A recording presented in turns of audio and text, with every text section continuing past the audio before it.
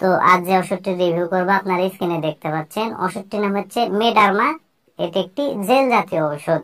এখন আসুন যে মিডারমা এই জেলটির কার্যকারিতা কি, অর্থাৎ কোন কোন ক্ষেত্রে এই জেলটিকে ব্যবহার করা হয় সেটি আমি আপনাদের বলে দিই।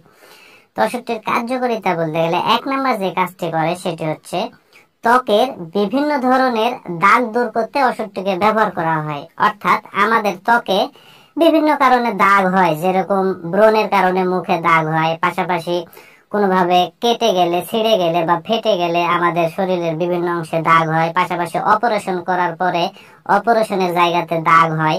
তো আমাদের ত্বকে যে কোনো কারণেই হোক না কেন যে দাগগুলো সৃষ্টি হয়, এই দাগগুলো দূর করতে মূলত ওষুধটিকে ব্যবহার করা হয়।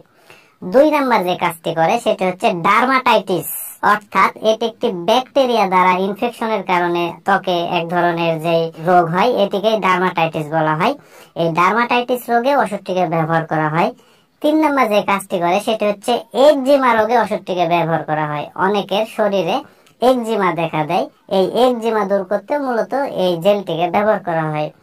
4 নম্বর যে কাজটি করে সেটি হচ্ছে শুষ্ক ত্বক দূর করতে ওষুধটিকে ব্যবহার করা হয়। অনেকের ত্বক শুষ্ক ও রুক্ষ হয়ে থাকে, ত্বক ফাটা ফাটা ভাব হয়ে থাকে, ত্বক দেখতে ভালো লাগে না। তো এই শুষ্ক ও রুক্ষ ত্বক মলিন করতে বা মসৃণ করতে মূলত এই ওষুধটিকে ব্যবহার